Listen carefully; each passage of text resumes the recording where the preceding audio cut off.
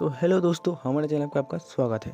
तो हम आज आपके लिए लेकर आ चुके हैं एक condition called love season 1 episode 2। तो हमारे एपिसोड 1 अभी तक जिसने नहीं देखा तो जाके देख लीजिए। तो हम एपिसोड 2 के स्टार्टिंग में देखते हैं होतारो बहुत जल्दी स्कूल जा रहा था। होतारो ने देखा हानानोई जहाँ पर इंतज़ार करती उसके लिए रोज़ाना, वहीं पे वो खड़ी हुई है। होतारो हानानोई को गुड मॉर्निंग कहता है और हानानोई भी उसे गुड मॉर्निंग कहता है और वो दोनों साथ में स्कूल के लिए निकल जाती है। और जाते जाते हानानोई ने जब देखा होतारो के पास ग्लव्स नहीं है तो उसने उसका ग्लव्स होतारो को देने का कोशिश किया, लेकिन होतारो ने कहा नहीं मेरे को ज़रूरत नहीं है और कहा बिज़ी रहूँगी तो ठंड भूल जाऊँगी। और होतारो को कियोचन की बात याद आती है। उसने कहा था अगर तुम किसी के साथ डेट करते हो तो ऐसी कोई काम मत करना जिससे उससे बुरा लगे। होतारो ने देखा रास्ते पे एक कपल जा रही थी, वो दोनों एक दूसरे को बहुत अच्छे से समझ रही थी और होतारो ने मन में सोचा अब हम डेट कर रहे हैं तो मुझे ऐसा कोई बात नहीं करना चाहिए। और उसके बाद होतारो क्लास में उसके दोस्त से बात करते हानानोई के बारे में।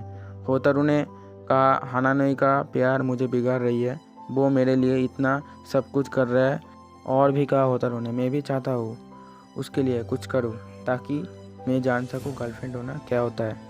होतारो ने उसका दोस्त से पूछा गर्लफ्रेंड बनने के बाद क्या क्या करते हैं बताओ। उसका दोस्त कहता है कितनी भोली हो तुम। और अगले दिन सुबह स्कूल में हानानोई ने होतारो को नोट्स बुक दिया और कहा सामने फाइनल एग्ज़ाम आ रहा है ना, इसीलिए सबका नोटबुक मैंने बना दिया। फिर हानानोई जाने लगती है और पीछे से होतारो उसे रोकता है और वो सोच में पड़ जाता है गर्लफ्रेंड होने के नाते कुछ तो करना होगा, बाय बाय डार्लिंग बोलूँ या किस करूँ या हग करूँ। और तभी हानानोई होतारो के पास आकर उसके सर पे हाथ रख के कहता है अब मैं चलता हूँ, क्लास के बाद मिलता हूँ, ठीक है। और क्लास में जब लंच टाइम आया होतारो के दोस्त मिलकर बात कर रहे थे और होतारो ने कहा मैं हानानोई के लिए कुछ भी नहीं कर पा रही हूँ, मुझे पता है ये सब बस एक ट्रायल है, लेकिन जब तुम किसी से डेट करते हो दोनों को उसमें मज़ा आना चाहिए। और होतारो ये बोलकर मायूस हो जाती है और होतारो के दोस्त उसे भरोसा दिलाती है तुम उदास मत हो, सब ठीक हो जाएगा। होतारो ने कहा मुझे समझ नहीं आ रहा है मैं क्या करूँ। होतारो के दोस्त कहता है अगर तुम्हें कुछ करना ही है तो वो जो करता है तुम भी वही करो। और होतारो कहता है ठीक है। और अगले दिन सुबह होतारो स्कूल के लिए निकल गया और होतारो ने आज जाते जाते मन में सोचा आधा घंटा पहले निकल जाऊंगा तो उसके पहले तो पहुंच ही जाऊंगा। और होतारो स्कूल में पहुंचकर देखता है हानानोई पहले से ही वहाँ पर आ चुकी है और होतारो ये देखकर सोचता है इतनी जल्दी आ चुका है। और दूसरे दिन होतारो बहुत जल्दी जाता है लेकिन हानानोई फिर भी पहले पहुंच जाती है। और तीसरे दिन होतारो 1 घंटे पहले निकल जाती है, फिर भी हानानोई वहाँ पर सबसे पहले पहुंच चुकी है। और चौथे दिन होतारो 2 घंटे पहले पहुंच जाती है, वहाँ पे जाके देखता है हानानोई अभी तक नहीं आया और होतारो एक बेंच पर जाकर बैठ जाती है और सोचता है अगर हानानोई मुझे देखकर गुस्सा हुई तो मैंने कभी उसका गुस्सा नहीं देखा। और होतारो आंख बंद करके हानानोई के बारे में सोचता है और तभी उसे कुछ फील होता है हानानोई आ चुका है। और होतारो हानानोई को देखकर गुड मॉर्निंग कहता है और हानानोई कहता है तुम यह इतनी जल्दी क्या कर रहे हो। होतारो ने कहा मैंने तो बस एक अच्छी गर्लफ्रेंड बनने की कोशिश की, इसीलिए मैंने सोचा आज मैं तुमसे पहले पहुंचकर तुम्हें सरप्राइज़ दूं। और होतारो ने पूछा तुम नाराज़ हो क्या। और हानानोई ने कहा नहीं नाराज़ नहीं हूँ, मैं तो बस ये सोच रही हूँ मेरे लिए अभी तक कोई इंतज़ार नहीं किया है। और होतारो हैरान हो गया ये सुनकर। वो हानानोई की तरफ देखता है, हानानोई असल में बहुत खुश था आज।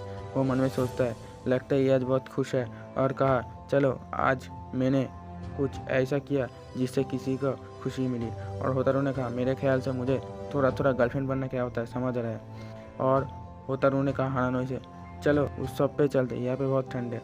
और उसके बाद दिखाया जाता है होतारो हानानोई को एक डायरी दिखाता है, कहता है हम दोनों जो चीज़ करना चाहते हैं यहाँ पे लिखेंगे, मैंने इसे अभी ख़रीदा है, हम इसे बारी की से यहाँ पे लिखेंगे और उसके बाद पूरा करेंगे।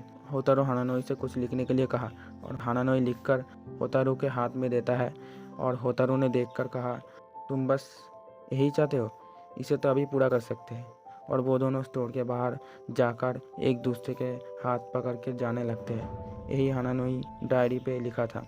और इन दोनों का डेट करते हुए 2 हफ्ते से भी ज़्यादा हो गया था। और होतारो ने कहा अब मुझे हानानोई के साथ वक्त गुजरने में बहुत ही आसानी हो रही है। क्लास में कियो-चैन आकर होतारू को एक गिफ्ट देता है और कहता है मैं तुम्हारे साथ क्रिसमस के दिन नहीं मिल सकती तो पहले ही गिफ्ट दे रहा हूँ।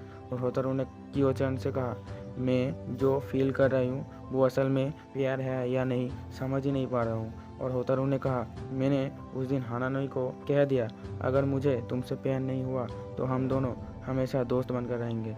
और हानानोई ने कहा था कभी नहीं। और तभी कियो-चैन का बॉयफ्रेंड आकर कहता है तुम उसे किस क्यों नहीं करते। एक बार होतारू ने कहा क्या किस।